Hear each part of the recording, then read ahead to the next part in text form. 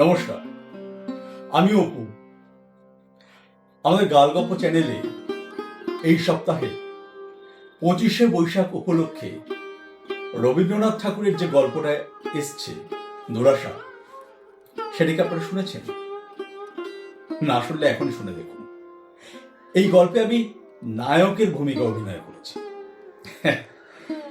সেখানে ডায়লগ কতটা আছে সেটা শুনে দেখুন।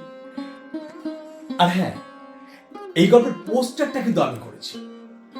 কেন করেছি তার পিছনে একটা মজার গল্প আছে। আমাদের গালগপ্প চ্যানেলের জন্য যে অ্যাড এজেন্সি সমস্ত গল্পের জন্য পোস্টার তৈরি করে দিতে, তারা বিনয়ের সঙ্গে আমাদের এই দুরাশা গল্পটির জন্য পোস্টার তৈরি করতে অস্বীকার করেছে। তাদের মতে নাকি এই গল্পের ভিতরে কিছু স্পর্শকাতর বিষয় রয়েছে।